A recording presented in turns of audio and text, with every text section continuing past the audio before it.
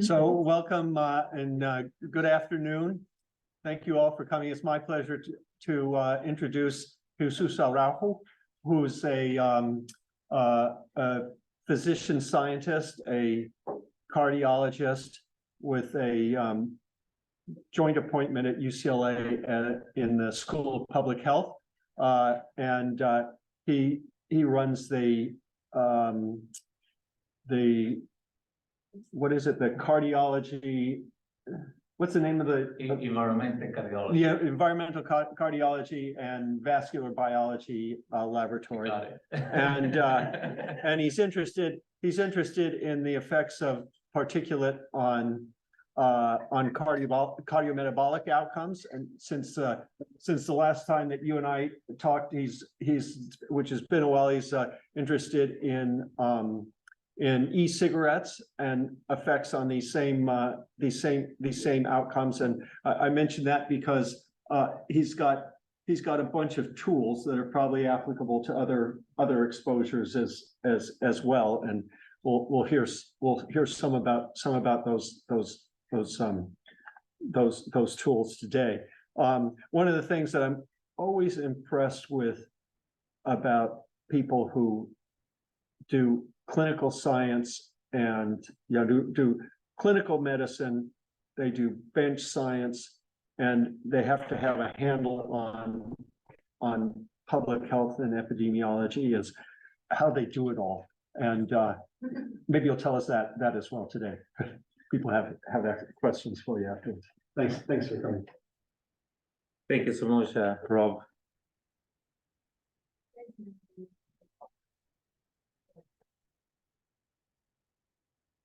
This is already on. And thank you so much, and thank you, Human Alai, who is here. Could not be here because of some developments and couldn't be present. And thank you, Rob. Human was the host, but he had some family issue.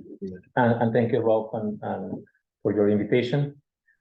I think that we know each other for quite some time.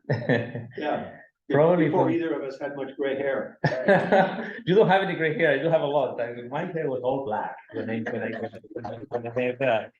met Rob. How do you do?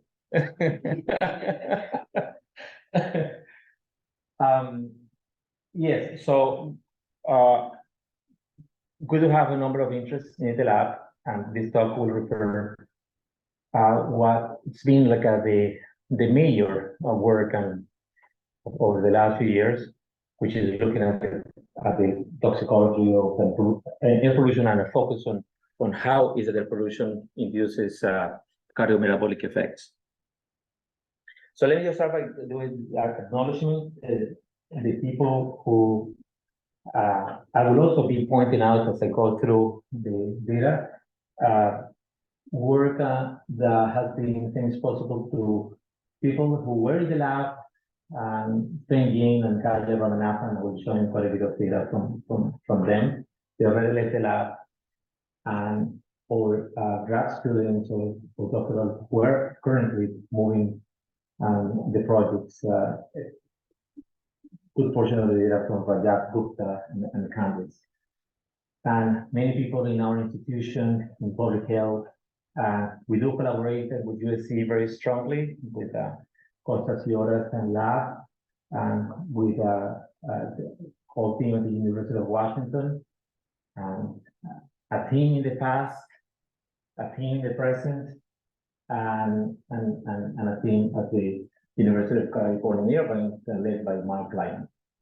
And a lot of this work that I will be showing today was things initiated or established, or with tools and resources that were enabled to with our first R1, which was part of the ONCE RFA. So this talk I have it structured in 4 segments. So the first one, I'll be doing some background slides on the cardiometabolic toxicity of air pollution.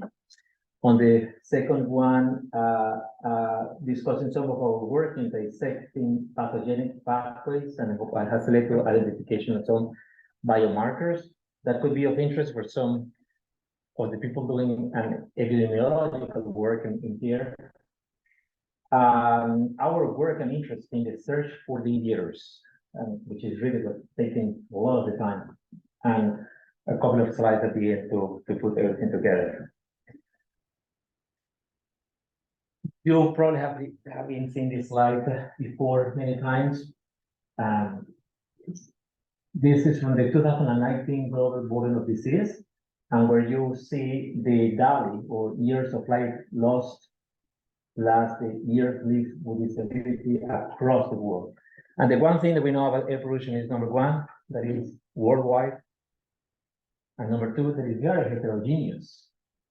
So some places have a lot, but some places, like here in the United States, have a lot less. But we are in the one of the places where having less, actually we have more. And here in science. And this slide is from the same report that shows like the global attributable deaths from the level 2 risk factor for females in 2019, that it was published in the Lancet. And turns out that air pollution makes it into the fourth top factor, just below high systolic blood pressure, dietary risk, and high fasting plasma glucose. And when you look at the data in males, it also ranks number 4. What changes is the order of the factors at all. So the number 1 is tobacco, then systolic blood pressure goes into the second, the dietary risk, just above air pollution. And what is surprising of this slide, for the people who don't really think, I know that this is not an issue for you in here, but for people who are not really thinking air pollution as something that is of importance, is that this is more important than many other things that we consider very important, especially physicians. So for physicians, we talk all the time about the glucose intolerance and high fasting plasma glucose, or diabetes, and obesity, or high body mass index. Cholesterol or cardiovascular is a super huge deal, and air pollution is actually even more important than those. And we don't think about that. And we, in general, don't pay really that much attention. This primary is also something also that you know, the causes of the sources of air pollution are various, outdoors or indoors. And if we were to classify the pollutants, and so the very rough cross classification, we'll put it into gaseous pollutants or particulate pollutants and oil pollutants, and can also be stratified by size. So we, as you know, we talk about PM10, which is less than 10 micrometers, fine particles, if it is less than 2.5 micrometers, coarse, if it is between 2.5 and 10, and ultrafine, if it is under 0.1 micrometers or 100 nanometers. And a comparison of these particles with other better known structures, so the ultrafine particles in the size range of molecules or small viruses. So I was mentioning in the talk and with the meeting at 10 o'clock that the one thing that got us into the field, it was it was this study by Arvin Hope, a very esteemed epidemiologist, that published that in circulation almost 20 years ago, that the people who died due to air pollution exposure died because of heart disease as opposed to lung diseases or cancer. And the remarkable thing about this meta-analysis is that all types of cardiac deaths were involved. Total cardiac death, arrhythmic, heart failure, cardiac arrest. But the most important, and one as part of the strength of association, and also as part of the number, is ischemic heart disease. And here, the association with other things like a COPD, interestingly, were even negatively correlated. But this is as far as mortality. Morbidity may be different. It's morbidity, the allergy diseases and pulmonary diseases may have like a high incidence with air pollution. And that represented the birth of the environmental cardiology and the work that we have been doing in the lab. So exposure of air pollution in general, more specifically particulate matter, leads to atherosclerosis or is associated with atherosclerosis. So you take a look at the particulate matter and how do we look into that? So one is by associations, and you know a lot more than that about that than me. And there are various ways of looking at those associations. So we like some of the pollutants, whether it is like a PM2.5 or PM10 or surrogates of pollutants, like a distance to high traffic and O2 and X, and some endpoints that will be reflecting what atherosclerosis disease. So there will be like a correlative from your thickness, and some of you are doing work now, or progression of the CIMT, the calcification score, or brachial ankle index. To look into causality, and I understand that even from epidemiological work, you can have some insights into causality, but to really nail on causality, you require usually experimental work that looks at that causality and looks at the mechanism using experimental animals or doing an in vitro work. And 20 years after, so we know a lot more. So now we know that PM10, PM2.5, ultrafine particles causally induce atherosclerosis. Gaseous pollutants may also be important.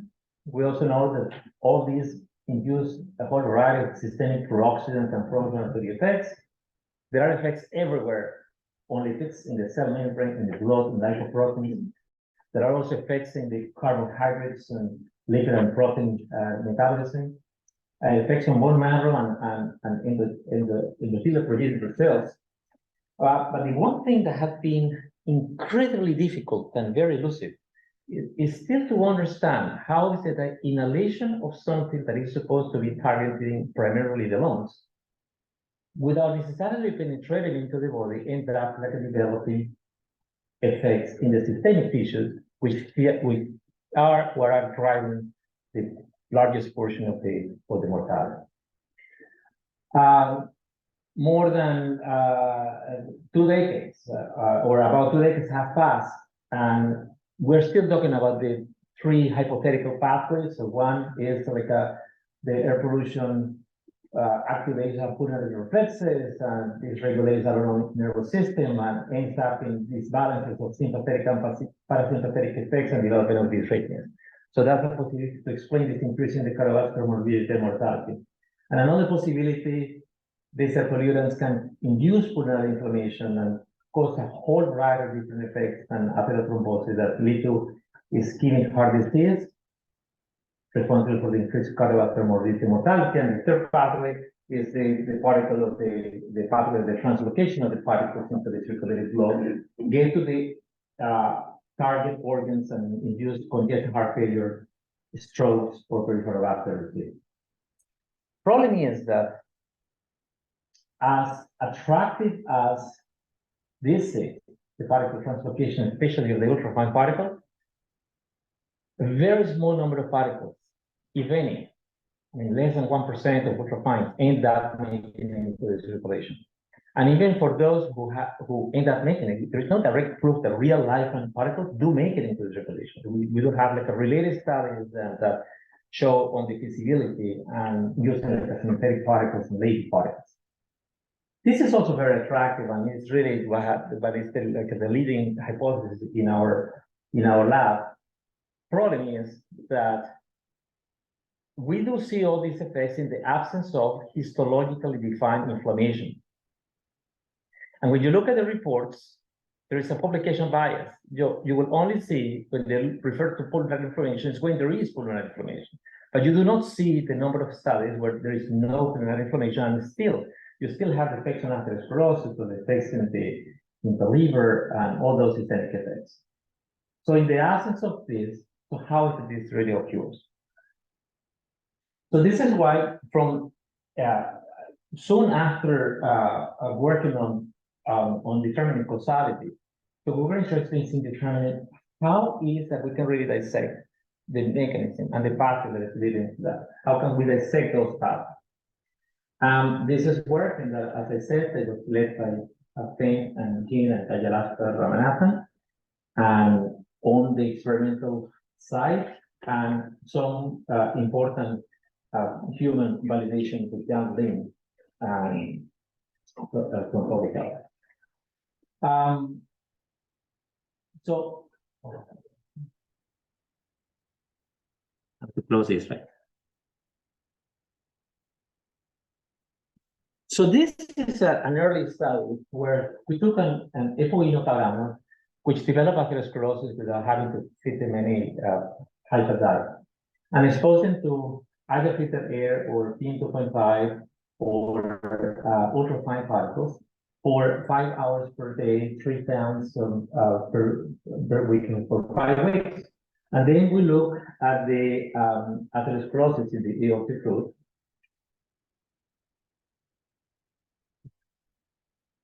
And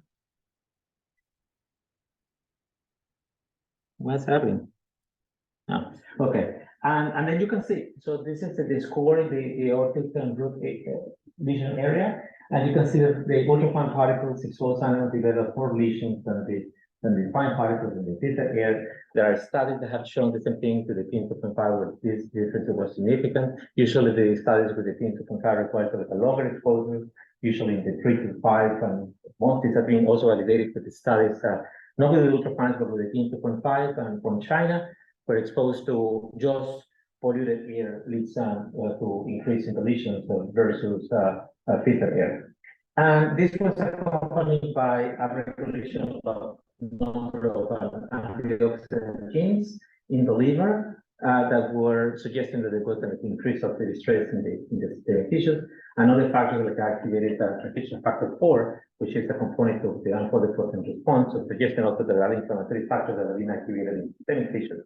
So the two lessons that we got from that study is that the dual ultrafine particles do induce systemic oxidative stress and atherosclerosis in epoinocarp mice, and the effects induced by the ultrafines are bigger than those induced by PM2.5. We validated this and also in a model with an LDL receptor knockout animals, beta hyperdiet, which is another model of atherosclerosis. But this still awaits confirmation in human studies.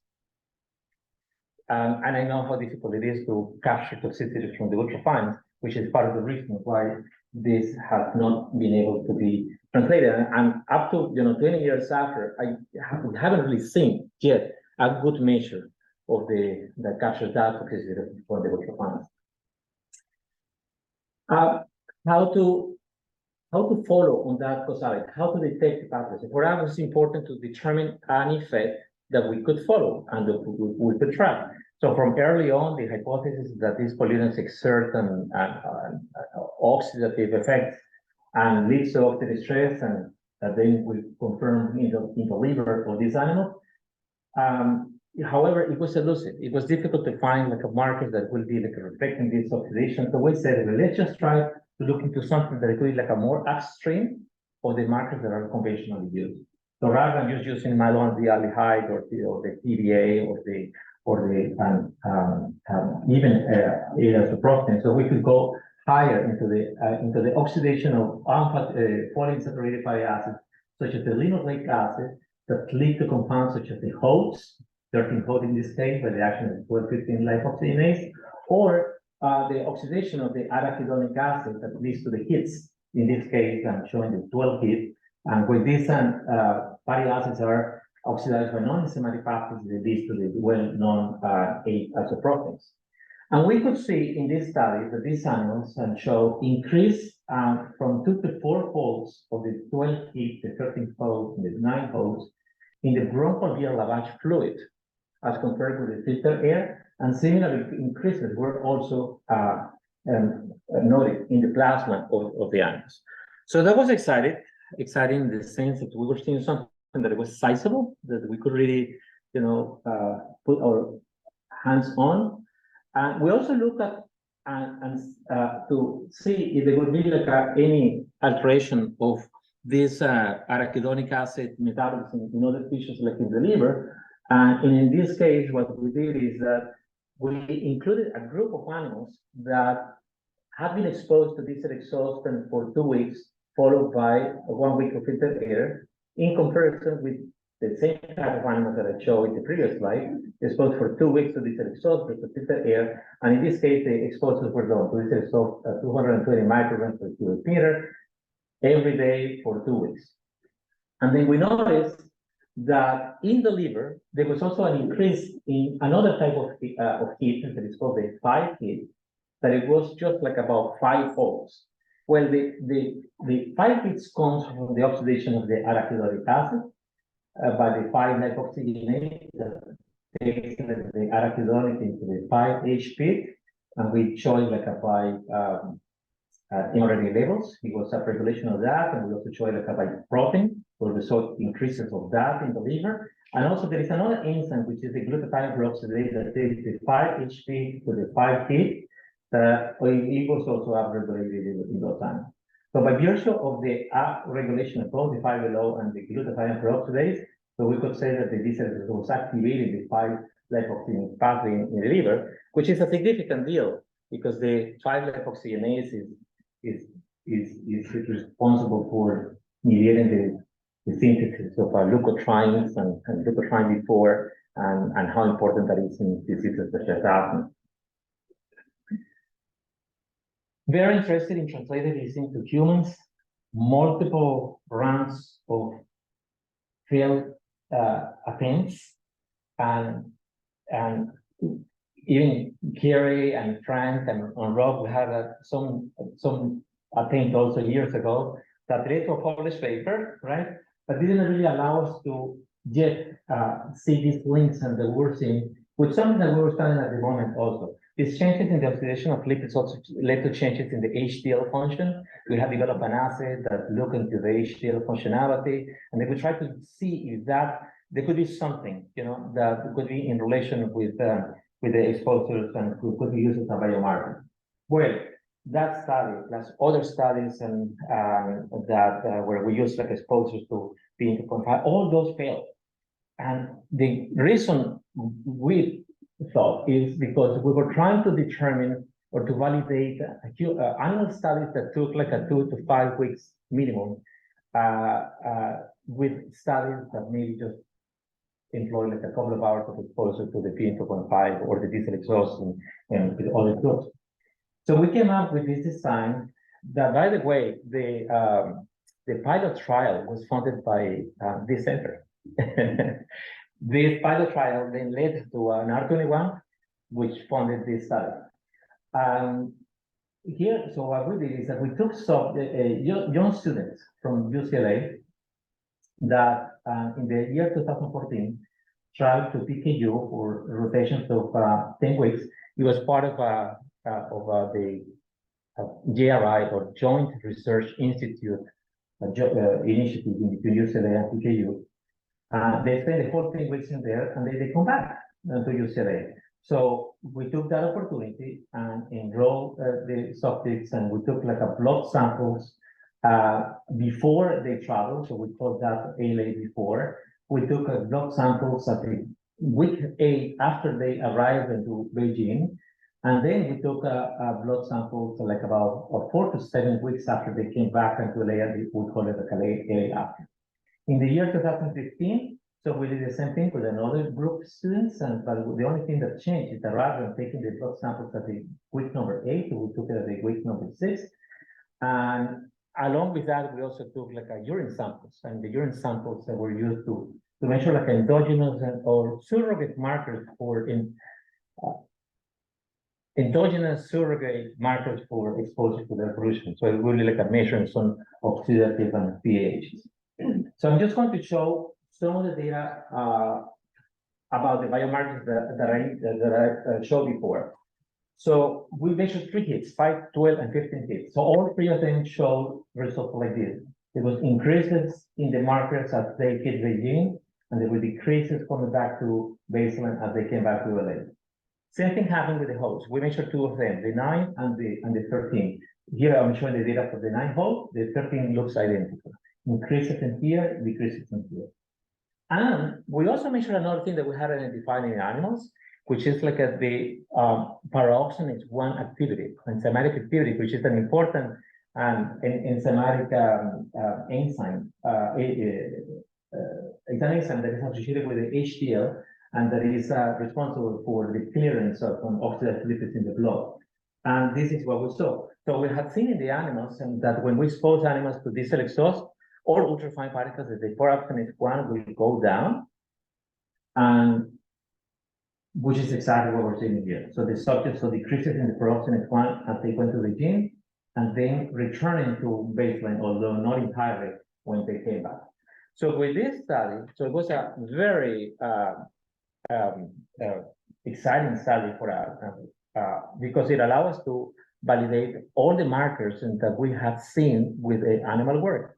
And it allows us also to determine that what we were seeing, it was not just a mere abstraction in the lab of just taking some animals and putting to horrendously high levels of pollution, and then we get like a distant markers that maybe don't have any. Well, this is actually happening in humans. In a way, because the humans were following a pattern, which is what we were doing with the animals.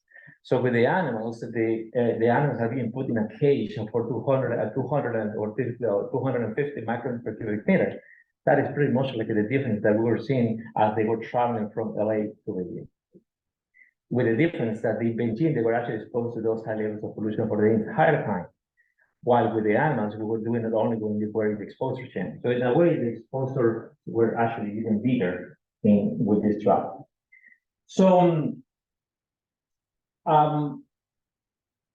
was that only involved in those biomarkers?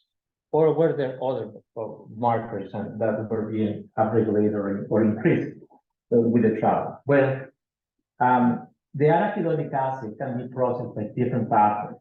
So we have the cyclooxygenase that leads to the prostaglandins and the thromboxanes.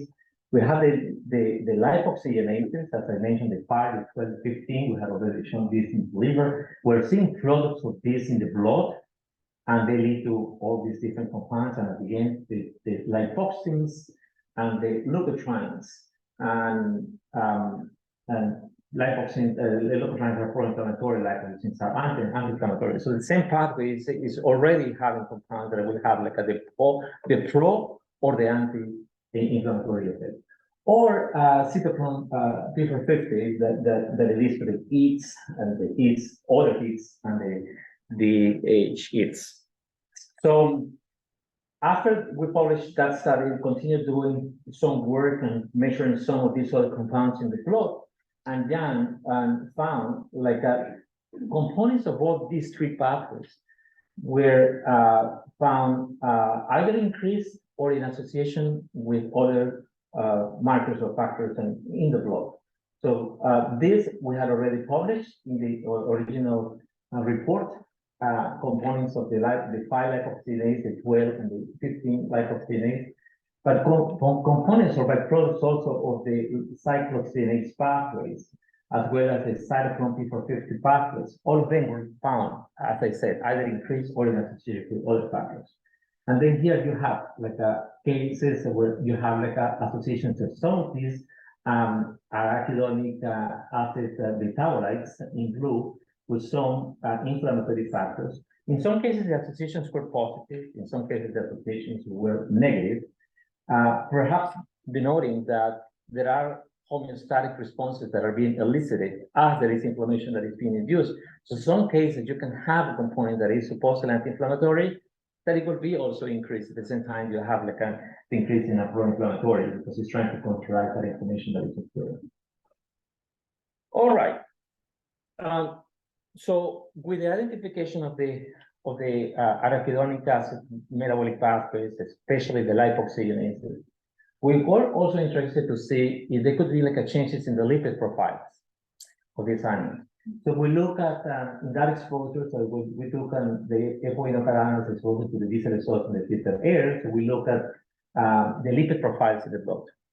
And look at the VLDL, LDL, and HDL, and in green you see that is the air and red diesel exhaust. You can see that those are pretty much identical as far as the cholesterol goes. So no differences in the levels of cholesterol in the blood. However, when we look into the liver, the story was different. Here we're already seeing an increase in the liver cholesterol just 2 weeks after the exposure to the diesel exhaust. And when we look at the triglycerides, the same thing. there was already an increase. Things that we were not really seeing in the blood. So what we thought is that, well, at this point, there is already an activation or dysregulation of some pathways that are changing lipid metabolism in the liver, but it's too short. 2 weeks is not enough to really be seeing these changes in the blood. So why do we expose for longer? We take the same animals and we expose them now for 16 weeks instead of just 2 weeks. And here's the data. So it's quite remarkable that there was increases pretty much in all the parameters that we mentioned. There was increases in the total cholesterol, in the HDL cholesterol, in the non-HDL cholesterol, and in the triglycerides. We went after the triglycerides. We thought that at the moment it was something that it could have been more dissectable as far as our mechanistics involved than the cholesterol. The cholesterol actually is quite complex. So I'm going to show you some of the work already published and a few years ago. Here you have the HDLC profile for the triglycerides in the blood, and as you can see, the diesel exhaust has like a higher and shifting to the right as compared to the filtered air. Increases also, as mentioned in that table, in the liver triglycerides that were already present at the 2 weeks, and a nice increases also in those holes. I mean the oxidative products of the linoleic acid, but this time in the liver, the 9 and 13 hole, they were increasing the diesel exhaust and in a good correlation with the liver triglycerides, suggesting that perhaps the oxidation of the lipids or the linoleic acid in the liver could be mediated or associated with the increases in the liver triglycerides. So how to determine how what is the mechanism, how there was an increase in these triglycerides? So here's the molecule of triglycerides. So you have this little bone, the skeleton that is saturated by the 3 fatty acid chains. And so we took transcriptomics and metabolomics approach in one experiment, and one experiment will be validated in the other. In one experiment, if we look at the transcriptomics, it was that same design where we have taken the animals, we put into diesel exhaust, with diesel air, diesel exhaust, or diesel exhaust followed by filtered air. And in the other, we took the same thing, only 2 groups. So these 2 groups in here, and we use the blood and the liver and other tissues for metabolomics. And this to show that there was a clear upregulation by the transcriptomics and both the diesel exhaust as well as the diesel exhaust and followed by the filtered air. Also genes and that were significantly downregulated. Pathways and that were significantly activated also involving metabolism of lipids and proteins, fatty acids, triglycerides, and ketone involving metabolism. And very interestingly, the tricyclic and acid cycle and respiratory electron transport. When we look at the metabolites, and so we also found like a pathways that were significantly enriched, like the citric and acid cycle, the alpha linoleic and linolenic acid, the glycerolipid metabolism, the glycerol phosphate shuttle. So all these pathways are really all involved in lipid metabolism and could be potentially involved in these increases in the triglycerides that we're seeing. So if we look at the synthesis of our triglycerides, they go like from the glycerin, and then it is being saturated at the different places until it gets into the whole triglyceride. Red will be upregulated, the green will be downregulated, and orange and will be in between. The one thing that we knew is that there was increases in the all triglycerides with different types of saturated fatty acids. When we look at the glycerol by the metabolomic, there was an increase in the glycerol, as you can see here, and there was an increase in a whole variety of fatty acids, and both saturated as well as unsaturated. So showing that there was an increases in each one of the steps in the synthesis of the triglycerides.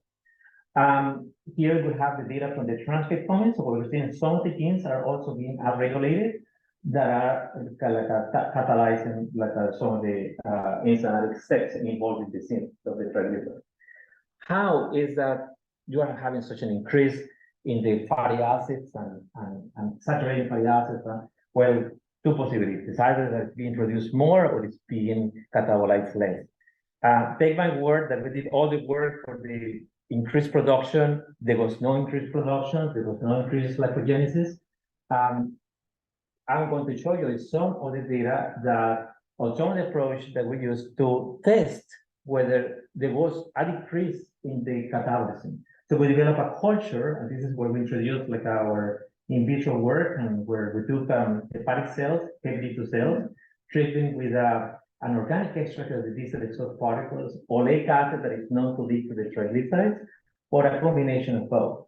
And with this, so we were developing a model that could replicate in vitro what we were seeing with the animal in vivo, which is like the hepatocytes that were having like an increased accumulation of triglycerides when both the distal exhaust particles as well as the oleic acid were present as compared with the oleic acid alone or the distal particles alone. So here we're having like the cells are really accumulating these triglycerides. If this is the same thing that is happening in vivo, we can really work out better experimentally and try to detect on the mechanism. So what we did is that we examined the fatty acid oxidation. These fatty acids are burned within the mitochondria, and if there is any mitochondrial dysfunction, there could be less of the beta fatty acid oxidation than increasing the triglycerides.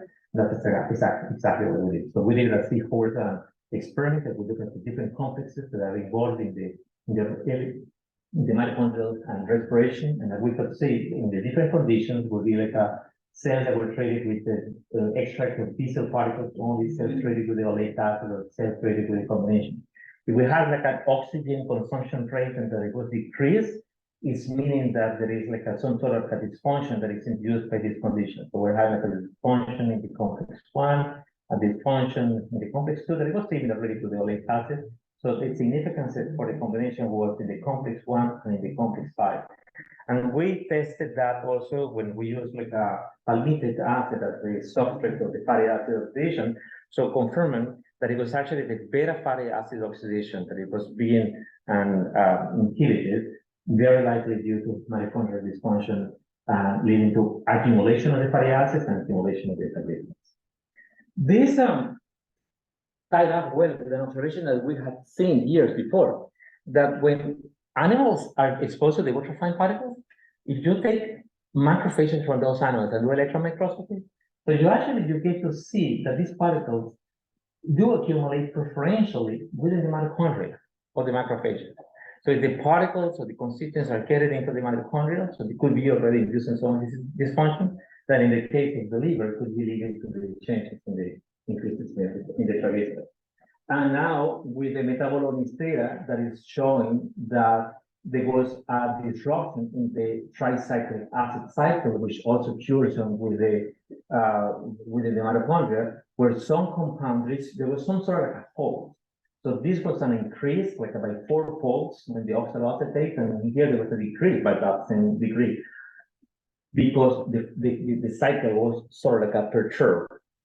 We think that is the particles being within the mitochondria that are slowing down this whole cycle. And this helps to explain also why there was an increase in the triglycerides. So now we have a number of pathways. So we have arachidonic acid, especially the 5-lipoxygenase. Now we have like the whole catabolism of the fatty acids and alter. We have like the burning of the fatty acids and alter. But what we do not have is yet, and how is that this occurs, if there is something really that takes this effect from the lungs to the liver or to the vessel. So that has been the work in this session for a year.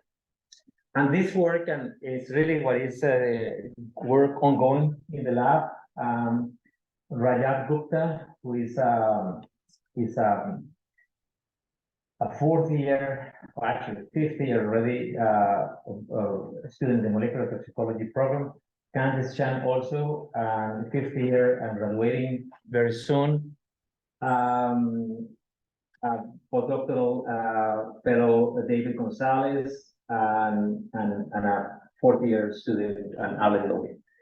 And with I had a question at 10 o'clock. How do you do really to be able to do the work in the lab at the same time, be able to do the other things that you have to do as a faculty? And I have to say, you gotta have good students.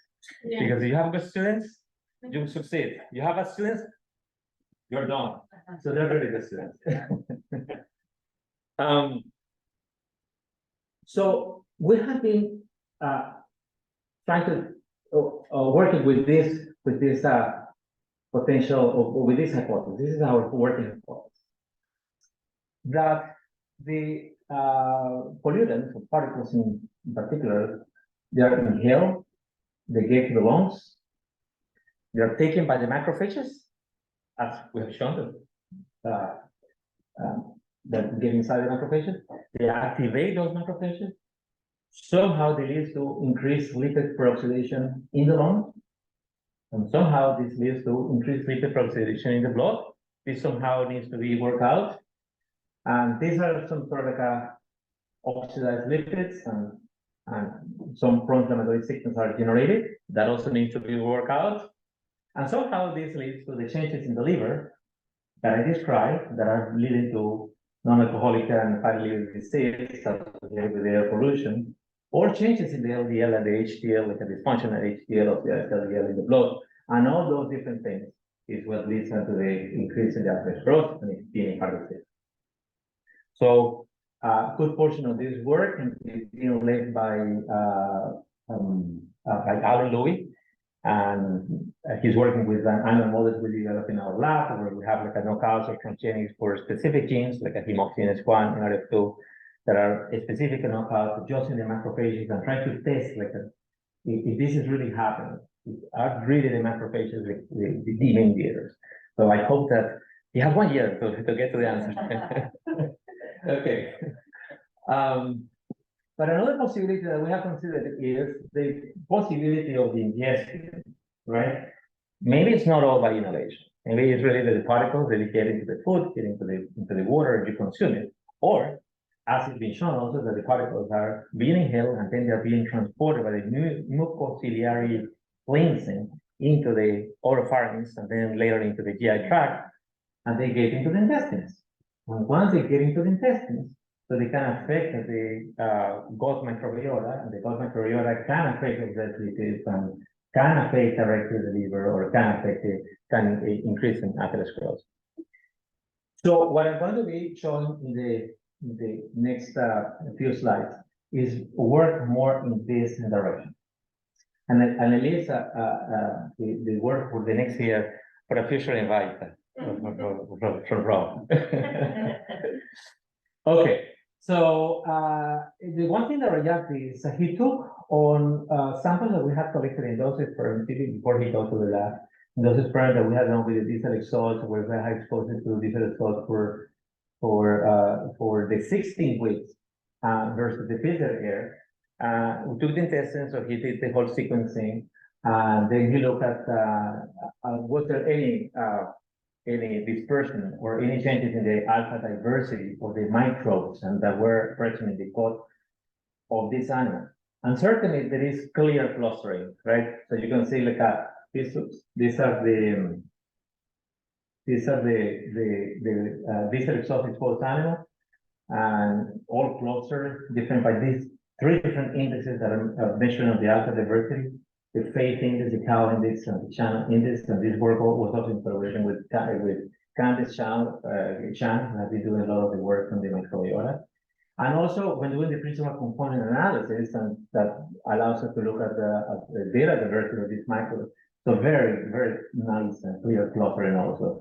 So there are differences. So there are clear differences in the microbiota of these animals that are being exposed to the different conditions. So here is looking at the taxonomy classes and the sequence.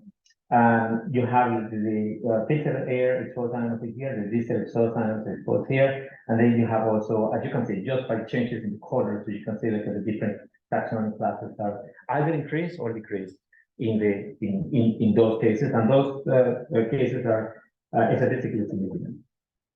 You can also see the changes in here, where you have in the log-to fold changes, and all these changes for these taxonomic classes are again statistically significant after adjustment for multiple comparisons. When you look at those changes and in those taxonomic classes and some of the other endpoints, so if you see there was increases in the triglycerides, well, it turns out that there was nice associations also in between the triglycerides and some of the classes. The same thing happened with the cholesterol. So there were changes. I said that we haven't really tried to dissect the mechanism behind the cholesterol, but here we're already having some hints that perhaps the microbiota could be involved. And there were changes also with the liver triglycerides. So in some cases, the changes in the microbiota were positively associated. In other cases, were negatively associated. We're looking at the liver hosts or oxidized lipids in the liver, same thing, sometimes increase, sometimes decrease.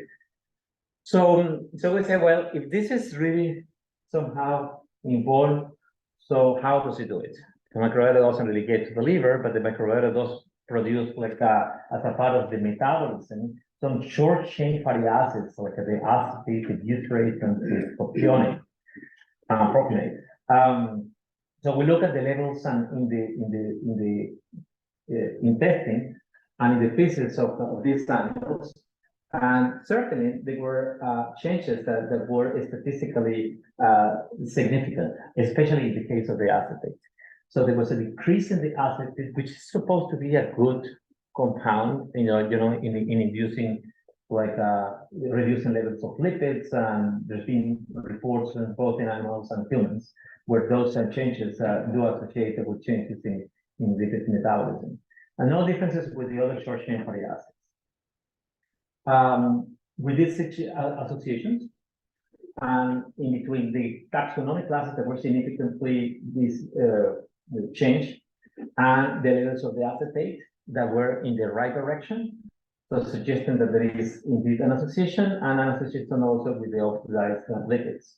And interestingly, not only the triglyceride, the host, but also the suggestion again that maybe there is something there. He is finishing up with some in vitro work that will help to prove of this possibility that if the changes in the acetate were really perhaps mediating the changes that we're seeing in the triglycerides, could be affecting oxidation in the mitochondria, could be affecting like the beta fatty oxidation in the liver. And with that, we prepare the manuscript and to report these findings. The question is, and there's a lot of debate about this. So, and of course, and the microbiota is a very sexy topic, so everybody wants to blame things to the microbiota. So could this be causally related, or could this just be an epiphenomenon or something parallel? And some people think, because there have been studies, even our own, that have shown that in some conditions, the particles can lead to intestinal inflammation. And intestinal inflammation per se can change microbiota, or changes in the microbiota can lead to intestinal inflammation. So if we're seeing intestinal inflammation, so what if all what is happening is that we're inducing inflammation that changes the microbiota? The microbiota doesn't have anything to do with this, and that's what we're seeing the association. But they are not really causally related. So we, for this, we needed to do our own, this studies that I have shown before have involved exposures that have been performed elsewhere. So this result, for example, was in collaboration with the University of Washington. They have a wonderful visual facility in there, North Lake Exposure Facility, and we did exposure there, and they brought the animals. We really needed to have our own answers. So this is where currently this project with the microbiota funded also with Costa Cioras, and allows us also to establish our own facility at UCLA to perform exposures in our place, as I know that are being performed here at USC.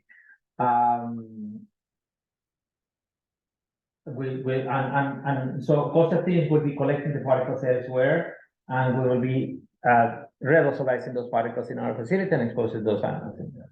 And the one thing that we said, we did, is okay, let's just do a kinetics. Let's just take these samples at different times and then just try to catch when is that we're really seeing like the first changes in the microbiota, and see that correlates or not with the inflammation. If that happens before the development of the inflammation. If it happens before the inflammation, it is because the microbiota is first. If the inflammation happens before changes, it's because the inflammation is first. Okay, so we did that, and we can baseline week 1, week 5, week 10 of exposure to ultrafine particles versus filtered air and of E4 in animals. And here we didn't really see changes in the alpha diversity in this experiment. But we did not see changes also in the beta diversity, the baseline, obviously, they had not been exposed. You start seeing a little bit of a maybe movement, or you imagine it, no differences that are significant. More of the movement at week 5 as a week 10, so we have a more clear clustering, and that is significant. And so then the question, is there inflammation, and when? Well, it turns out that, I guess that we were lucky in this particular experiment. So in this particular experiment, there was no development of inflammation at all. And we're still conducting the very last studies to make sure that there is no subclinical inflammation at all. It's a paper in review, and the reviewers are actually asking for that, and everything is looking positive.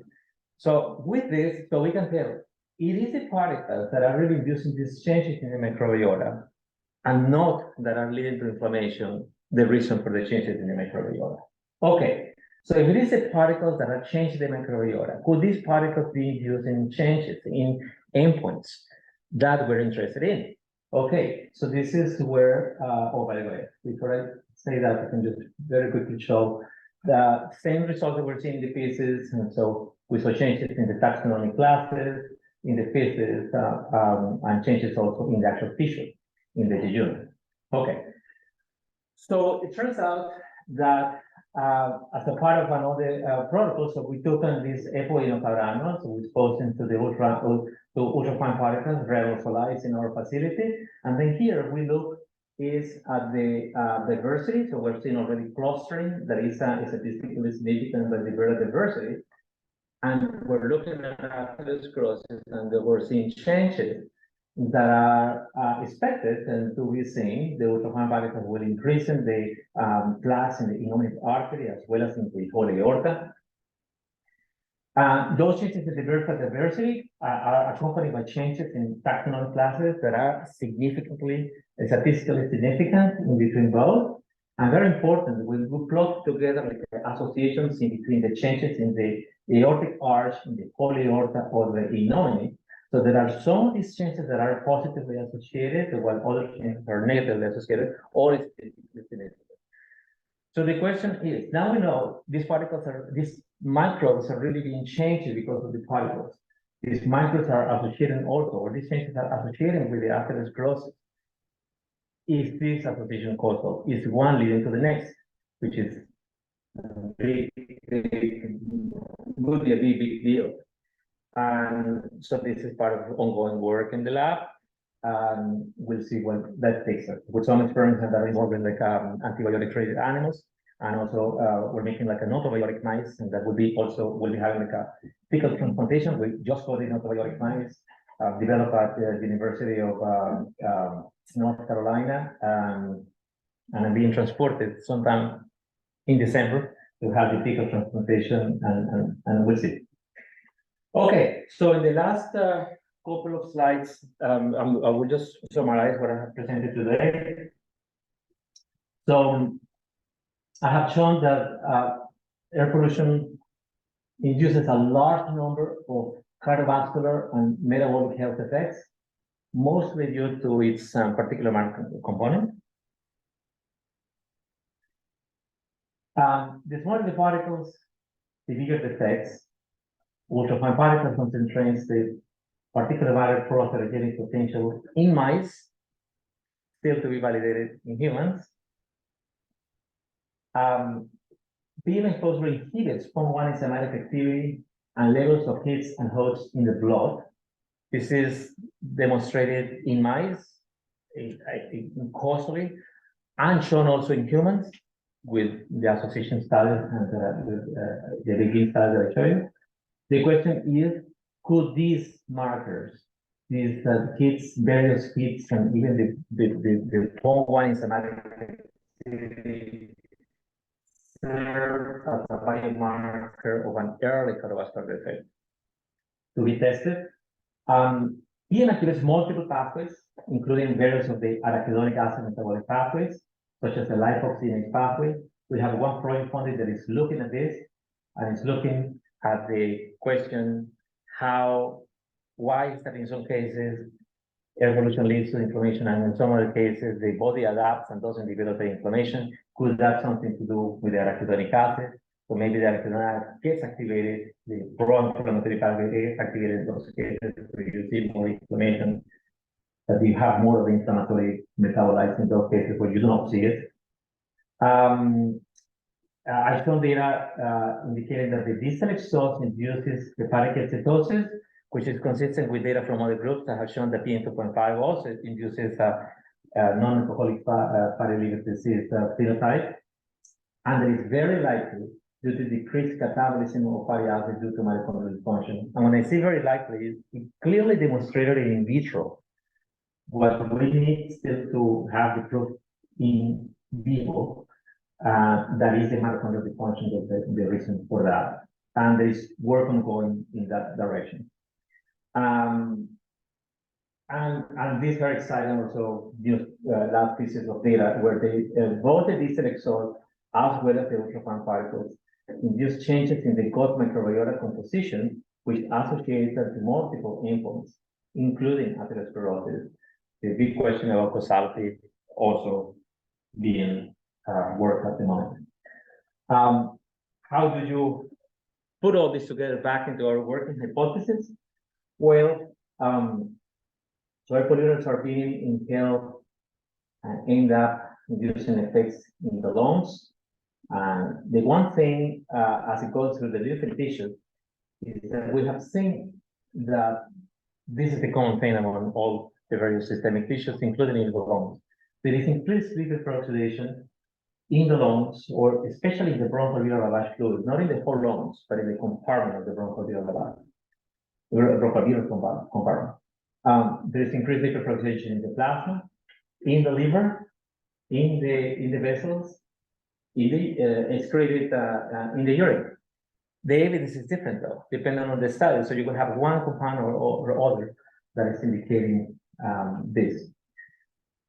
We have also shown that there is evidence for decreased inhibition of the PON1 activity, which could be causally related to the lipid peroxidation and could also be mediating the development of oxidative LDL dysfunction, HDL data that I didn't show today. And when these exposures occur for a long time, do lead to the development of hyperlipidemia. We have also shown that there is increase in triglyceride, hepatic ketosis, and that there is activation of one of the arachidonic acid metabolites, the 5-lipoxygenase pathway in the liver, increasing atherosclerosis in the arteries.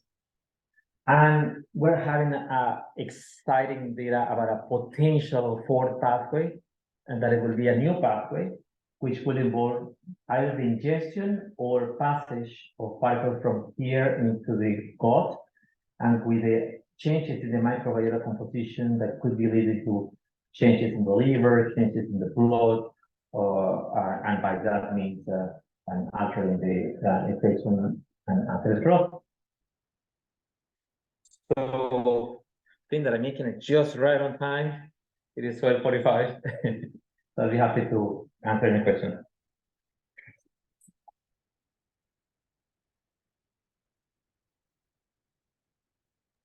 That's a very nice talk, but I'm curious as to, do you have any thoughts on whether what you showed us today also applies to smoking, which also has a very strong effect on atherosclerotic heart disease? Do both. So the question is if these changes that we're seeing here also apply to smoking. Yes. Right? Yeah.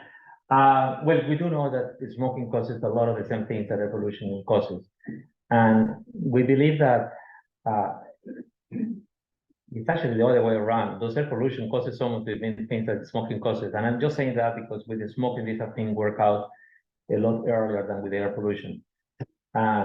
The one thing different though is that the emphasis on the smoking has been more like on the thousands of compounds that are either pro-atherogenic or carcinogenic if it is for cancer.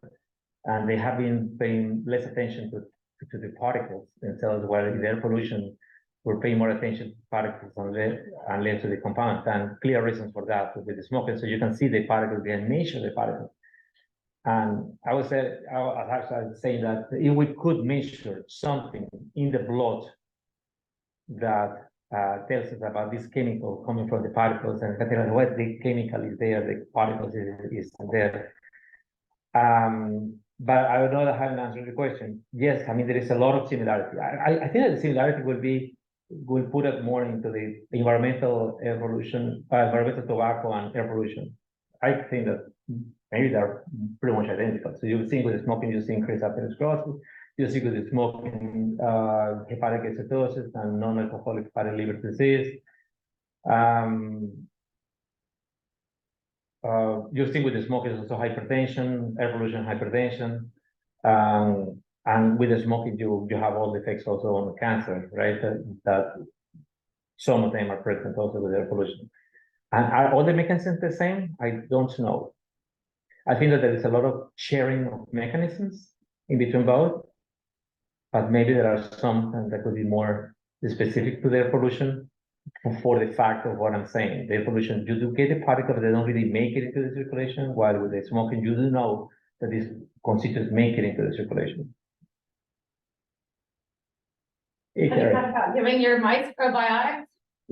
Yes, that would be next. Renewal of everyone. Oh, how about that? Especially we can show some causality. I think that would be an aim. Thank you so much. That was excellent. A few years back, you probably don't remember this, but we did an LAX ultrafine particle study, and your lab actually helped us analyze.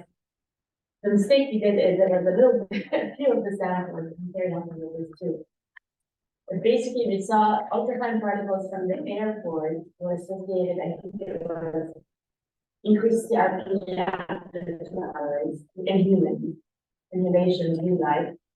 But ultrafines from traffic were associated with IL-6, meaning, so the reason I'm saying this is to me, all these sort of the ultrafines and the diesel exhaust and whether it's ECVB and whether it was re-aerosolized, could really change the chemistry of the particles.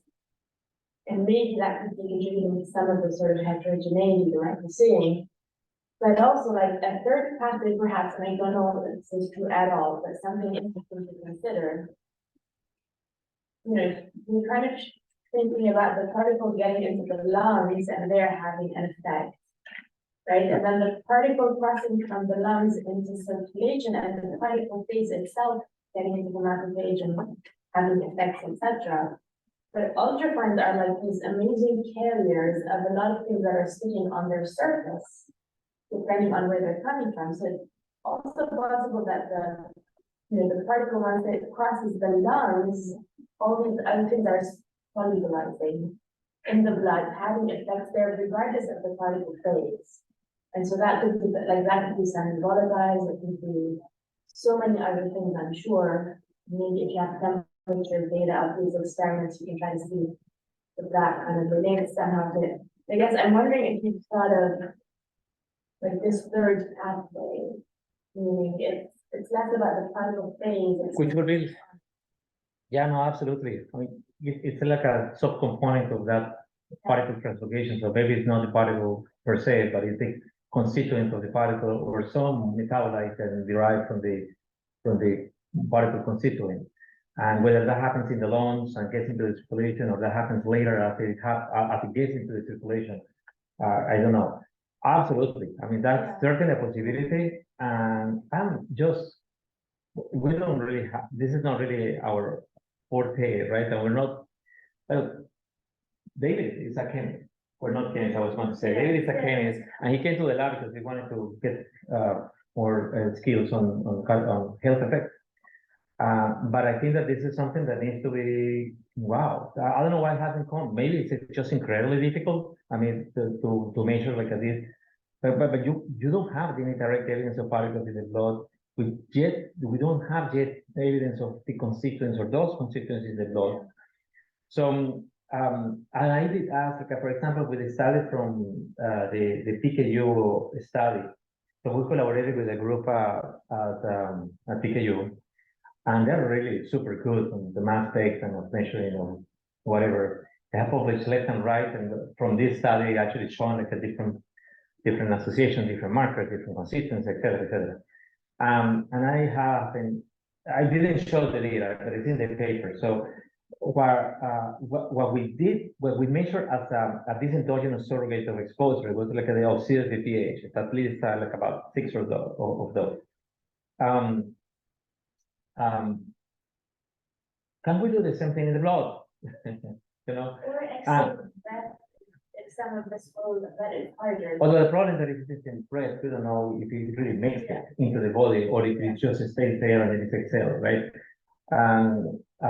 But if we can really measure, and they said yes, but it requires like a lot of blood. Well, a lot of blood shouldn't really be a problem if it is from human. And I don't think they're talking about a liter of blood. I'm talking about just milliliters of blood, right? And so I've been trying to encourage it to do this, but it hasn't happened, and I haven't really seen anything. But I think that's to me, it should be a easy experiment if the constituents are there. But for some reason, it's not. So I don't know if it's that they've done it, that they haven't really found it, or whoever has done it hasn't really found it, and that's why you don't see any publications. Maybe I guess like just kind of thinking of this amazing body of work, right? If places where you thought, oh, I didn't see what I expected. Yeah. Maybe you can compare like where the exposures are really exactly the same. Yeah. You know, because ultrafine, these are all very different things, right? Right. Yeah, no, this is a good. So it could actually all be there. It's just that. This is your suggestion, another grant. Maybe we can get with new collaborations and new grants. Rob. Yes. I'm curious what you said about the, we were talking about PON1 inhibition and these nodes as maybe these early markers. And so I'm curious if you've done some time course series, like, would you really expect those to like, show up first? Right. Like, thinking about translation into human studies as sort of like an early risk marker. So, yeah, absolutely. It's a terrific question. And we have thought about that a lot. And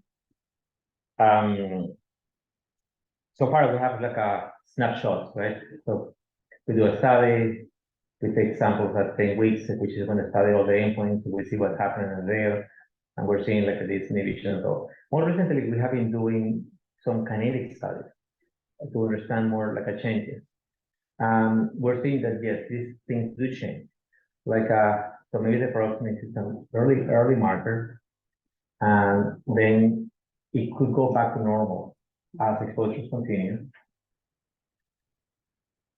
Perhaps the damage was already done in enhancing whatever it needed to enhance. In some cases, it could stay inhibited. Some other cases, it could actually be normalized. I believe that in that first trial, we did make PON1 measurements, right? Because then we had done from PON1.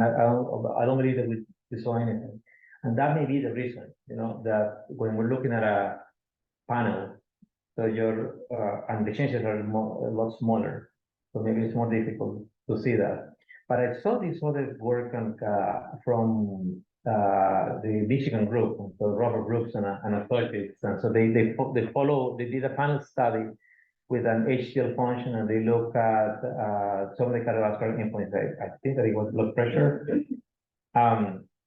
And they look at HDL function and the ability of HDL function to induce a reverse cholesterol transfer. So if it induces less cholesterol transfer, so it would be dysfunctional. And they were able to demonstrate changes. So what we couldn't really see with our assay, I believe that we did the DCA3 assay with your samples. And, oh, no, we only did for PON1. We didn't get it. I believe. But they did see it. They did see it. So I think that maybe it's a better assay.